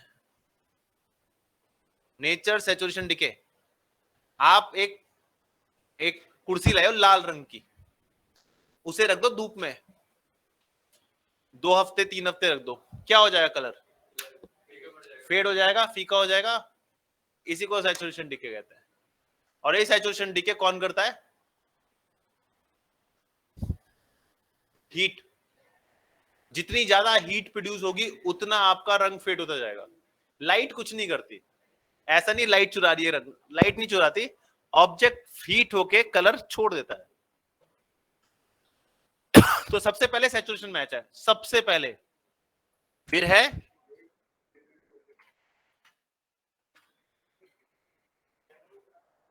वैसे हम ऊपर से शेडो कलर मैच करके आ रहे हैं, लेकिन एक बार फिर भी हल्का सा अगर टोनिंग गलत हो रही है, मान लो कैमरा इस तरीके से जा रहा है, लेफ्ट टू राइट जा रहा है, अब लेफ्ट में अच्छी खासी शेडोज थी क्योंकि वहां पे आपका सूरज आ रहा था, फिर इनडायरेक्ट लाइटिंग हो गई जहां पे शेडो और डार्क हो जाएगी, तो वहां का जो टोनिंग मैच करनी है ताकि वो पता ना चले डिफरेंस, वो भी एक तरह का। और ये तभी पता चल पाएगा जब वीडियो है, क्योंकि शुरुआत में हमने क्या किया था, एक इमेज ली थी उससे काम कर रहा था, अब ये पूरी शूट है, तो अगर गलती से वहां एनवायरनमेंट की लाइटिंग डिफरेंट हो गई ना दो जगह, तो वहां पे शेडोज भी चेंज हो जाएंगे। ठीक है, वैसे तो इस चीज का ध्यान रखा जाता है जब हम, नहीं शूटिंग नहीं, जब हम 3D काम बना रहे हैं, क्योंकि शूटिंग में हम ये नहीं कह सकते ना ये पत्ता यहां नहीं रहेगा। ठीक है, कभी कभार होता है, इस चक्कर में हमने ताजमहल वाला जो उनका था वो नहीं लिया, क्योंकि अगर ताजमहल से हम वो मान लो वहां पे पेड़ उगाएंगे, कुछ भी करोगे तो वो स्काई कैसे हटाएंगे? बहुत चीजें थी, बहुत सारी चीजें, और कईयों ने हटाने की कोशिश की है लेकिन बहुत गंदी हटाई है। उनने क्या किया, उनने स्काई के साथ ट्री काट दिया और फिर अपना ट्री लगा दिया है? बेटा वो तो अच्छा हो तूने दे दिया कुछ प्रोडक्ट शॉट। अच्छा तेरा तो वो भी गया शायद, शायद मुझे याद नहीं है, मैगजीन कवर, मैगजीन कवर शायद गया तेरा। मैं जो कहता हूँ वो हो जाता है क्या यहाँ पे? हाँ है क्या? हाँ हमारे पास थे ही कितने। अच्छा बनाया यार, टेंशन क्यों ले रहे हो तुम? हमारे स्टूडेंट्स वहां सोचते हैं जहां पे दूसरों की सोच खत्म होती है, टेंशन मतलब बस उनकी सोच खत्म ना हो जो सोच रहे हो, जो जज हो। ओके, तो सैचुरेशन कलर मैच हो गया, शेडो कलर मैच, ये बहुत जरूरी है, ये तुम्हारे में प्रॉब्लम थी सोनाली, शेडो कलर मैच तुमने ध्यान नहीं दिया। शेडो कितनी लाइट होगी कितनी डार्क होगी कोई ध्यान नहीं, शेडो कभी भी अगर आप बाहर घूम रहे हो ना, शेडो आपकी ब्लैक ग्रे हो ही नहीं सकती। शेडो होती है वो जिसका स्काई है, अगर स्काई ब्लू है तो आपकी शेडो ब्लू होगी, उसका टिंट ब्लू आएगा, ग्रे नहीं आता। ग्रे आता है जब हम अंदर बैठे हैं, अब हमारा शेडो ग्रे है क्योंकि आसपास कुछ है ही नहीं। अगर शेडो अगर आसपास लाल है तो हमारी शेडो कैसी होगी? लाल। तो बाउंस लाइट को भूल जाते हो सारे लोग। मिड टोन्स कहां से कैप्चर किए? सैचुरेशन से। शेडो कलर कहां से किए? शेडो से। और फिर होता है स्पेकुलर मैच। स्पेकुलर मैच यानी कि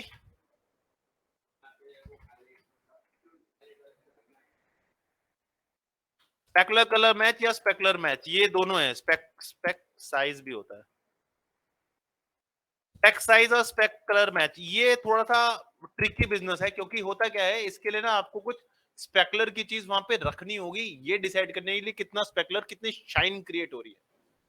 अगर आपके सीन में सूरज काफी अच्छा है और वो शीशे पे पड़ के अच्छी खासी ब्लूमिंग या अच्छी खासी शाइन दे रहा है, तो आप अपने करेक्टर में अगर आपका जो ऑब्जेक्ट है उसके अंदर शीशा है, तो उतने ही रिस्पेक्ट से, उतनी रिस्पेक्टिवली उसका कलर, उसकी शाइन और उसका ब्लूम तीनों मैच करने चाहिए। ये है कलर मैचिंग से, इससे ज्यादा कुछ नहीं है कलर मैचिंग में, क्योंकि बाकी सब चीजें हम ऑलरेडी करते आ रहे हैं, तो हमें इतना कुछ नहीं करना, हमें सिर्फ ये मैच करना है।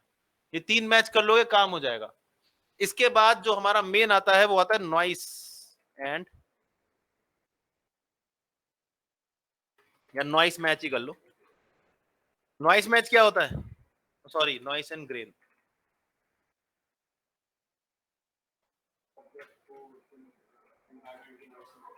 यहाँ के नहीं, बाहर के स्टूडेंट, यहाँ के स्टूडेंट को नहीं बोलूंगा क्योंकि यहाँ पर तो हमने ही सुपरवाइज किया था। बाहर के स्टूडेंट्स ये मैच करते ही नहीं है, उनका ये मैच करेगा ही नहीं किसी भी हाल में, जो अगर कर गए तो वो पहली बात, ये पहला झंडा तो यहीं गाड़ दिया उन्होंने।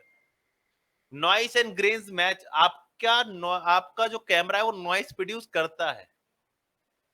नॉइस एंड ग्रेन मैच का मतलब क्या होता है? पिक्सल मैच करना।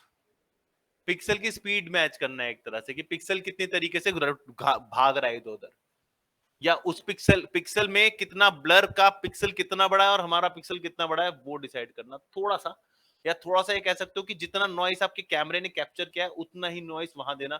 अगर गंदी इमेज है ना तो आपको भी गंदा ही बनाना पड़ेगा। अगर आपका आपने जैसे मोबाइल ले लिया, मोबाइल से घटिया मूवी बना दी, तो घटिया सा कुछ शूट ले लिया जिसमें बहुत नॉइस आ रही है, यार इसमें तो बहुत नॉइस है, अच्छा नहीं होगा। अबे उसी नॉइस को लेके वहां मैच करवाओ, सेम नॉइस पे। दूसरों को कहने दो, कोई भी शूट बड़ा बुरा नहीं होता, उसका ट्रीटमेंट बुरा होता है। ट्रीटमेंट अगर ढंग से ना हो तो शूट अपने आप बुरा कहलाएगा, नहीं तो शूट बुरा नहीं होता चाहे कैसे भी हो। आपने वो मूवी देखी है पैरानॉर्मल एक्टिविटीज? पैरानॉर्मल एक्टिविटीज देखी है? कितना नॉइस है उसके अंदर, कैमरे के अंदर? क्यों नॉइस है कैमरे के अंदर? क्योंकि वो सारा सीसीटीवी फुटेज है। उन्होंने बकायदा सीसीटीवी से फुटेज उठाया, और जितना भी उसमें छोटा मोटा जो उन्होंने इफेक्ट करा है ना, जो मर्जी कराओ चाहे, सबसे ज्यादा मुश्किल पता है कहां होगी? जब वो उन्होंने वायर्स लगाई होंगी, क्योंकि उसको उठाना, उसको खींचना वायर से तो खींचेगा, असली में थोड़ी भूत बनेंगे वहां पे। वो चीजें जो बनानी है, वो चीजें जो करनी है, वहां पे वायर रिमूव में कितना मुश्किल आया होगा वो हम भी नहीं सोच सकते।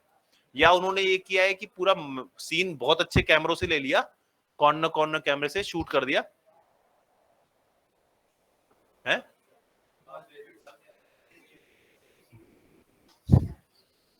एक पैरोडी बनी थी इस पे, वो बहुत सही पैरोडी थी। उसमें क्या है, लड़का लड़की बैठे हुए कमरे में, ठीक है, ऐसे बैठे हुए, और थोड़ी देर बाद लड़का लड़की को देखता है, तो लड़की कहती है नहीं कोई देख लेगा, बोलते यहाँ तो कोई नहीं है। एकदम से कैमरा करता है, postman, cameraman, editor, director, spot boy, spotlight, सारे खड़े होते हैं, बोलते हमें हमें हमें। अच्छा छोड़ो, ग्रेन मैच आपकी क्वालिटी को और उसकी क्वालिटी को मैच करना है, जो आप कैमरे से क्वालिटी क्रिएट करो। एक चीज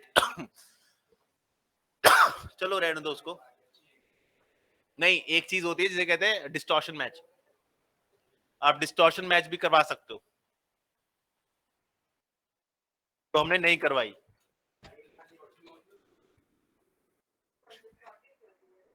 कर दिया था ना? हाँ, बाद में डिस्टॉर्ट डालते तो उसके बिल्कुल मैच कर जाता। कोई बात नहीं, हाँ जाओ।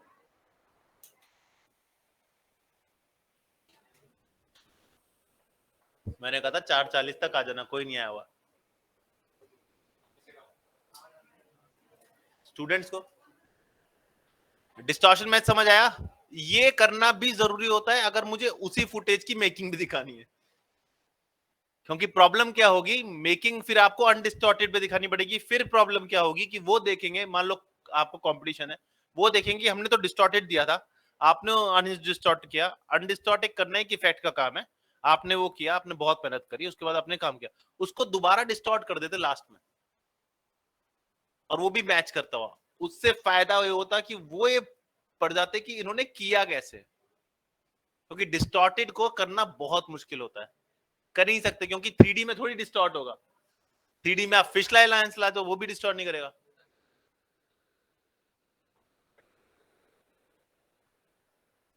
नहीं, आज मैं खत्म कराऊंगा इसको, आज इनका सीजी लाइव मर्ज खत्म हो गया रहेगा। डिस्टॉर्शन क्या होता है? डिस्टॉर्शन होता है जब कॉर्नर, जब हम वाइड लेंस यूज करते हैं ना, तो वाइड लेंस होता है वाइड, तो वाइड आपका कैमरा ये वाइड ऐसे, तो कैमरे का जो लेंस का जो घुमाव है ना, वो कॉर्नर में ज्यादा हो जाता है, क्योंकि सामने तो जितना फ्लैट एकदम से घूम जाता है ना कैमरा का लूज, तो होता क्या है, जब हम उसे घुमाते हैं तो यहां तक का तो ठीक दिख रहा है, अब कैमरा तो पूरा उठाएगा, तो यहाँ का तो दिख रहा है, लेकिन कॉर्नर आपको खिंचा हुआ नजर आता है, कि कॉर्नर से वो खिंच गया या ऊपर की तरफ उठ गया, किस तरह, बहुत हल्का सा डिस्टॉर्शन होता है, बट वो विजिबल होता है। अगर आप उसमें देखोगे ना अपनी वीडियोस में, वीएफएक्स की वीडियोस में जो हमें मिली थी, है क्या पढ़ा हुआ?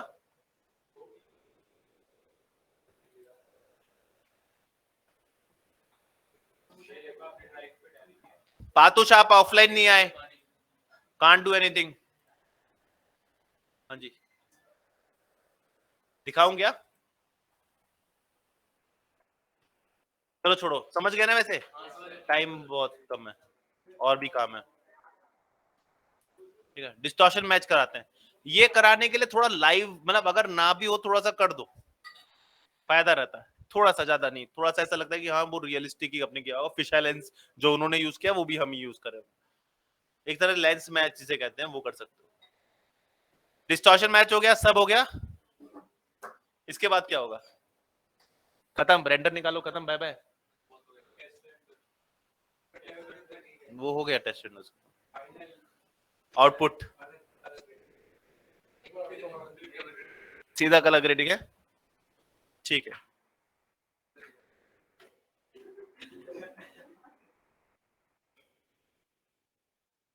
कलर ग्रेडिंग हम तब करते हैं जब यार वो शूट बेस्ट वो वाला शूट हो, वरना हम कलर ग्रेडिंग की जरूरत नहीं पड़ती मूवी वाला हो, क्योंकि मूवी में क्या है, वो मूवी थिएटर पे भी लगनी है, वो मूवी आपकी खत्म नहीं हुआ भाई, वो मूवी टीवी पे भी चलनी है, वो मूवी आप मोबाइल पे भी देखोगे तो सबकी कलर ग्रेडिंग अलग तरीके से होती है। ओटीटी प्लेटफॉर्म आ गया तो मोबाइल की कलर ग्रेडिंग, किस तरीके से मोबाइल कलर रिएक्ट करता है, कलर किस कलर प्रोफाइल पे मोबाइल पे देनी है, किस कलर प्रोफाइल पे टीवी पे देनी है, किस कलर प्रोफाइल पे आपको एक नॉर्मल सबका साइज होता है उसके हिसाब से दिया जाता है।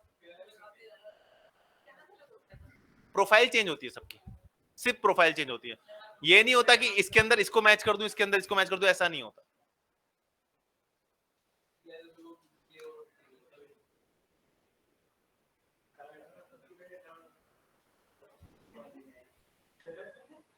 छोड़ो, चलो रहना दो, ठीक है। डाउनलोडेड चीजों का नहीं बोल रहे, पायरेटेड चीजों की बात नहीं हो रही, लाइव की बात हो रही है। अगर वही मूवी आपकी टीवी पे डिस्प्ले हो रही है, जो टीवी पे आई है थ्रू ट्रांसमिशन, जी न्यूज, ये जी टीवी, वी टीवी, ये इनके ऊपर बात हो रही है, तुम्हारी डाउनलोडेड वीडियो की बात नहीं हो रही है। डीवीडी यूज कर रहे हो तो उसकी कलर कोडिंग अलग होगी, अब वीसीआर की यूज कर रहे हो तो उसकी कलर ग्रेडिंग अलग होगी। अगर आप फिल्म पे देख रहे हो, वहां पे आप मूवी में अगर आप थिएटर पे देख रहे हो ना, तो आपको काले हिस्से भी ना थोड़े से उसमें भी डिटेलिंग आपको दिखती है, नजर आती है, अगर अच्छी फिल्म हो। और अगर आप टीवी पे देखोगे वही चीज आपको बहुत डार्क नजर आएगी। तो ये सब चीजें देखना पड़ता है कि कहाँ पे किस तरीके से मैच होनी चाहिए, क्योंकि आपको एक ही चीज को अलग अलग प्लेटफॉर्म्स पे काम करना है, वहां कलर ग्रेडिंग काम आती है। इसके बाद आता है फाइल रेंडर,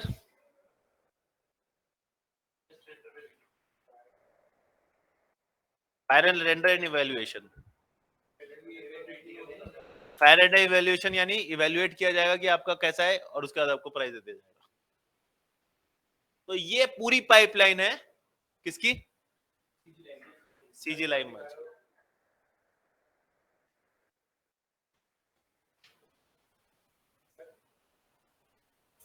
हाँ जी, ये करके नहीं हो, ये न्यूक में आना तब करूंगा, मैं क्यों करके देखूंगा यार, मैं जहां तक संभाल सकता हूँ आप, वो फिर प्रोजेक्ट वाइज होगा, ये प्रोजेक्ट वाइज काम होता है। प्रोजेक्ट करोगे कोई तो उस पर आपको सारी चीजें हेल्प मिलेगी, क्योंकि ये सारी चीज जो यहां से यहां तक है वो आपका सेम 1 सेम 2 और सेम 3 है,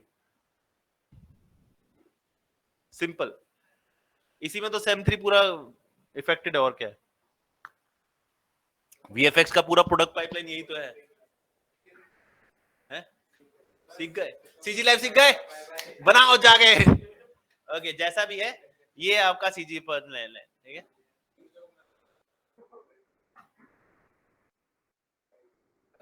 अब करना क्या है,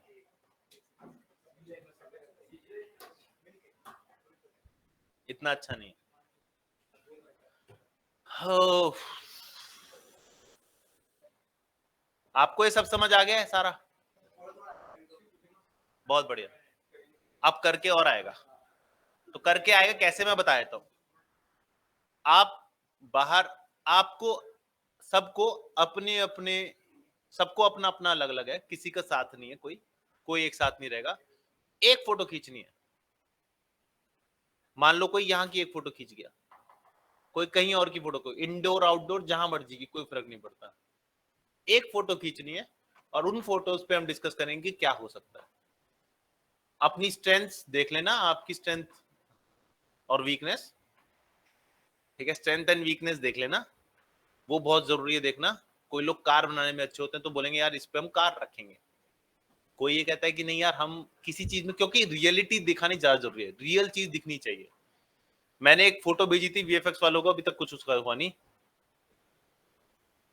नहीं हुआ ना कुछ, पार्किंग का मैंने एक फोटो भेजी थी, बाहर से पार्किंग की फोटो खींची थी और बोलता put a car in it, सिर्फ एक इमेज थी, कर सकते थे, कोई बात नहीं है। यही तो करना था पगले। यहां पर क्या लिखा है ऊपर, ये कौन, मैं तुम्हें सिर्फ एक फोटो खींचने के लिए नहीं कह रहा, मैं यहां पे तुम्हें करीबन करीबन यहां तक करने को कह रहा हूं।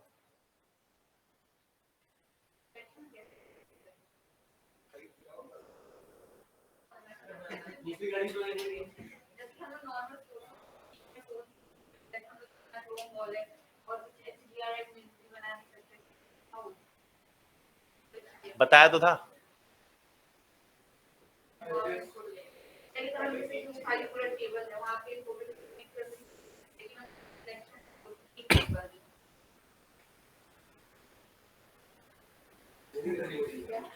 यार हम, मेरे पास संसाधनों की कमी है तो तुम्हें पता ही है, हमेशा से जब से आए थे तब से।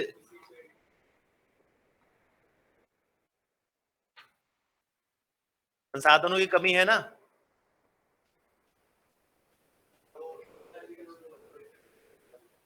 हाँ जी,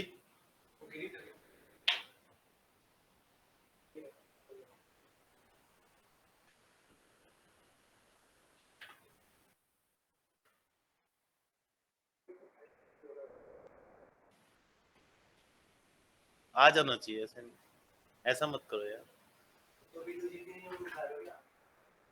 बेटा पहली प्राइज उसी का था मेरा, फर्स्ट एवर वीएफएक्स,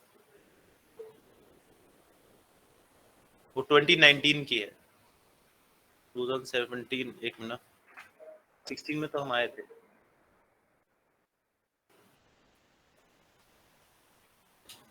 नहीं है,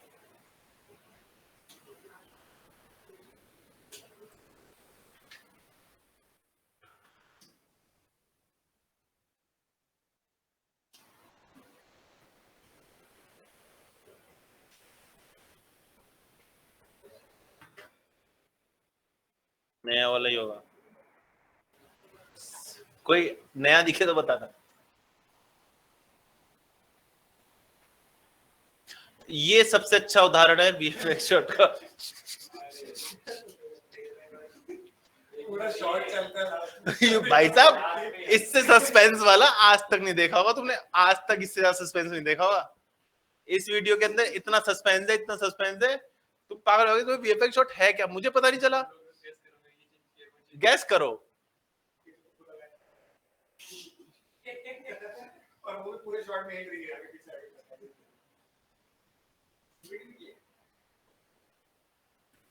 ना, फॉर पीसफुल पर्पसेस। ये शॉट अच्छा था, बहुत अच्छा बन सकता था, बहुत प्यारा बन सकता था। कहां मर गया, यहाँ।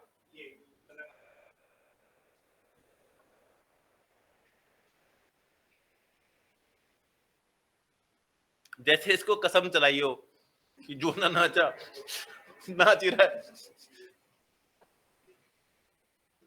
लेकिन ये था कि इसने अपना पूरी जिंदगी की जो भी मेहनत करी थी ना बनाने में, है ये देखो, इन्हें पाइपलाइन का अंदाजा है, लेकिन पाइपलाइन को किस तरीके से फॉलो करना है वो अंदाजा शायद इन्हें नहीं है। Thank you thank you thank you thank you, बाद में मारूंगा तेरे को। प्रॉब्लम ये नहीं है, प्रॉब्लम ये है सिंपल सी चीज,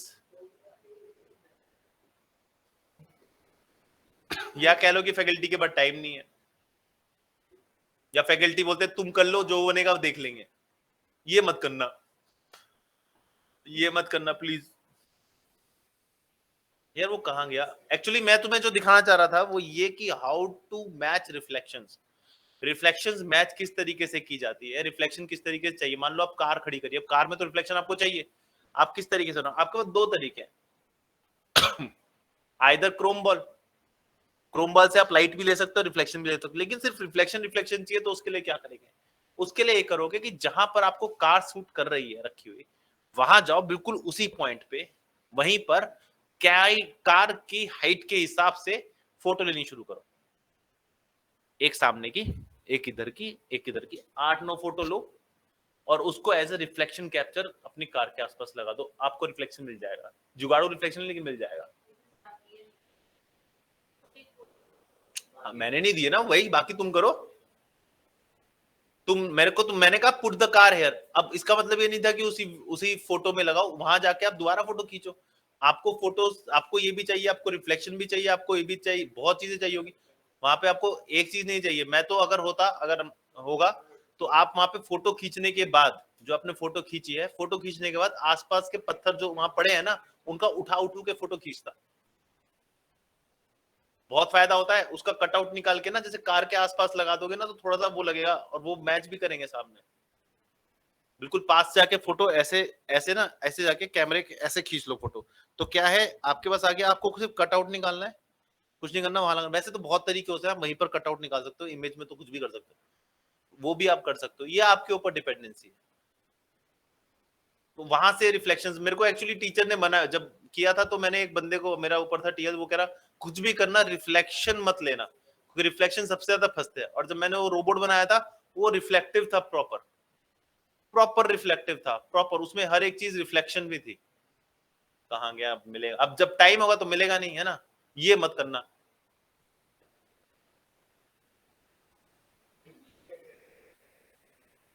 ये अच्छा है, एनिमेशन का है, लेकिन ठीक है, ये तो कैमरा मूवमेंट है।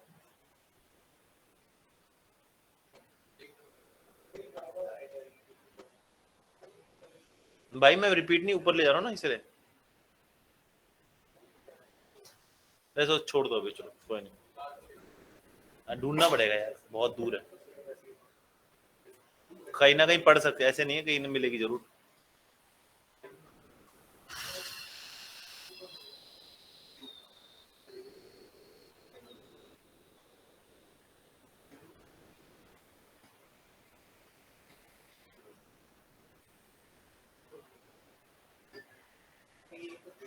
देखिए ना, चलो ठीक है, अच्छी बात है।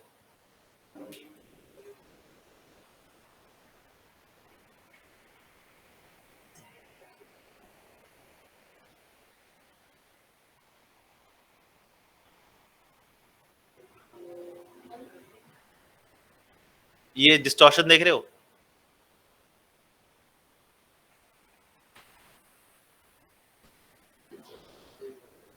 Reflections everything. इसके अंदर अलग रिफ्लेक्शन थी, इसके अंदर अलग थी, यहाँ ब्लर किया थोड़ा सा, लेकिन यहाँ पर आपको प्रॉपर रिफ्लेक्शंस आ रही है, वही प्रॉपर पूरे रूम की वही है, सेम वही लाइट सब कुछ। वो जो हमने शॉट करा ना, मैंने पूरा कमरा जैसा कमरा था ना, उसी तरीके से कमरा बना दिया। ऊपर के लिए शूट नहीं था, ऊपर के लिए बस कुछ नहीं था, तो ऊपर के लिए मैंने एक छोटा सा, वो एक्चुअली टाइल्स लगी थी, मैंने फोटो खींची, उस टाइल की कॉपी लगा के वहां टाइल लगा दी। नीचे का भी वैसे ही खींचा, और उसको फिर वो फोटोशॉप में ले जाके डबल करके और टेक्सचर लगा दिया, तो वहां पे वो टेक्सचर लगा, बाकी जगह इमेजेस। तो उसके हिसाब से हमें यहाँ पे पूरा पूरा रिफ्लेक्शन मिल गया। कुछ ठीक हुआ ना, रिफ्लेक्शन बहुत सही मिली थी।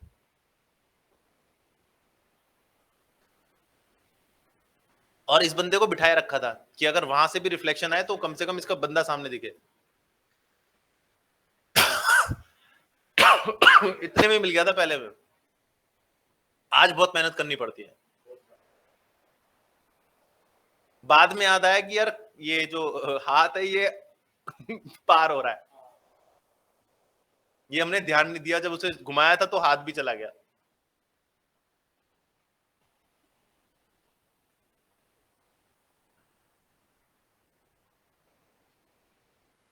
ये हाथ गया, बट क्योंकि उस टाइम पे सबके लिए नया था, जैसे इसके अंदर अभी दिखेगा कि यहाँ पर शेडो नहीं है, देखो अब एओ डाला, ये देखो शेडो लाया अभी थोड़ी देर बाद, देखी थी एकदम शेडो लाए थे। तो वो एओ के थ्रू शेडो हमने कैसे की थी पता है, शेडो तो बनी नहीं, तो हमने क्या किया, ऊपर एक बॉक्स क्रिएट करा, उसको उसके पास ले आए, इतना पास कि उस पे शेडो ना बने, सिर्फ उस पे बने, तो वहां पे क्या हमें वो शेडो मिल गई उसकी। कुछ चीजें हमें खुद डेलिबरेटली करनी पड़ती है, जो कि नहीं होती, लेकिन उसके बिना ना फिर वो उसके बिना फिर वो अधूरी लगती है। तो ये सारे एडजस्टमेंट्स हैं जो हम लास्ट में करा था ना, इफेक्ट्स बाय पासेस, ये क्रिएट किया था, ठीक है। चलो अलविदा।